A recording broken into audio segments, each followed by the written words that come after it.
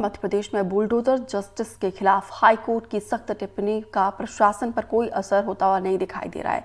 एक बार फिर से प्रशासन ने एक साथ कथित रूप से गौमांस रखने के 11 आरोपियों के घर पर बुलडोजर चला दिया है। मध्य प्रदेश के आदिवासी बहुल्य मंडला में अवैध गौमांस व्यापारी के खिलाफ कार्रवाई के तहत 11 लोगों के कथित सरकारी जमीन पर बनाए गए घरों को प्रशासन ने शनिवार को ध्वस्त कर दिया। 15 जून को मंडला के भैंसवाही में सरकारी बुलडोजर 11 घरों पर चले। पुलिस का कहना था जिनके घर गिरे वो मवेशियों के तस्कर थे। उनके घरों के फ्रिज से बीफ यानी गाय का मांस मिला, कुछ बोरों में जानवरों का चमड़ा भी था। घर गिराने के पीछे तर्क ये था कि वो सरकारी जमीन पर गैर कानूनी तौर पर बनाए गए। इस क्षेत्र में अवैध रूप से गोवंश को लाके उनका वध किया जाने की संभावना है।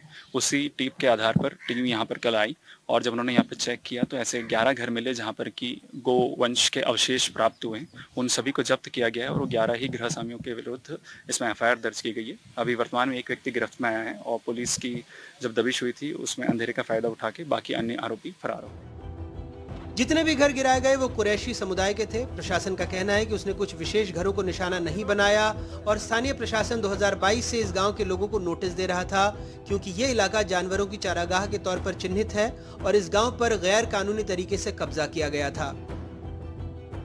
इस टोले में जो निवासरत मकान है इसमें पूरा जो है वो घासमत की भूमि पे चूंकि दर्ज है, तो इसमें हमारे द्वारा तहसीलदार न्यायालय में प्रकरण चलाया गया था, जिसके तारतम्य में आज 11 जो मकान जो घास भूमि पे दर्ज है उस पर अतिक्रमण हटाने की कार्रवाई की जा रही है।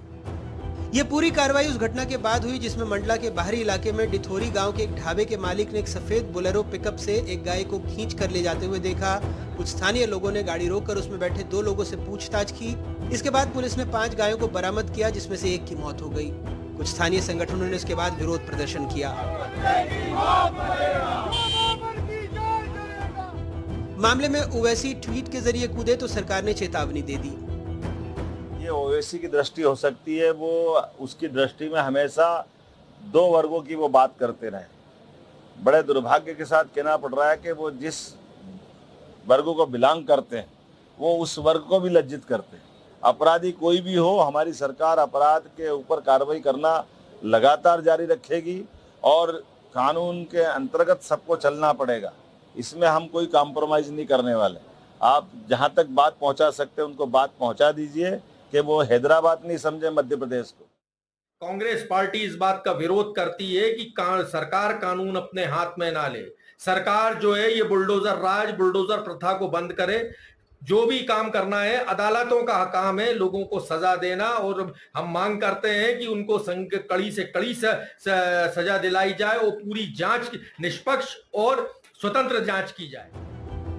गांव में छापों से जुड़ी एफआईआर के मुताबिक किसी मुखबिर ने पुलिस को सूचना दी कि आदिल कुरैशी नाम का व्यक्ति गौकशी का रैकेट चला रहा है और उसके घर पर कई गायें हैं जिसका इस्तेमाल गौकशी के लिए होना है। पुलिस के मुताबिक उसने आदिल को गिरफ्तार करने की कोशिश की, लेकिन वो भाग निकला। इस गांव में पहले भी हिंसा का इतिहास रहा है। इसी गांव के थाने में इस साल अब तक मवेशियों की तस्करी के 12 मामले दर्ज हो चुके हैं। भैंसवाही गांव में करीब 1100 लोग रहते हैं, जिसमें मुस्लिम और आदिवासी समुदाय के लोग शामिल हैं। गांव में करीब 80 मुस्लिम परिवार हैं, लेकिन जिन परिवारों के घर बुलडोजर से गिराए गए उनमें से अधिकतर परिवार डर कर यहाँ से भाग गए हैं। सवाल ये है कि जिन लोगों के घर बुलडोजर से उजाड़े गए उनके घर गौ तस्करी या गौ मांस मिलने के आरोपों के बाद ही क्यों उजाड़े गए? क्या पुलिस प्रशासन को उसके बाद ही पता लगा कि उनके घर अवैध निर्माण थे या कब्जा करके बनाए गए थे? और अगर ऐसा था भी तो कुछ लोगों पर नरमी और कुछ लोगों पर ही सख्ती क्यों? मंडला से अपने सहयोगी चंद्रेश खरे और भोपाल से कैमरा पर्सन रिजवान खान के साथ अनुराग द्वारी, एनडीटीवी। एनडीटीवी ने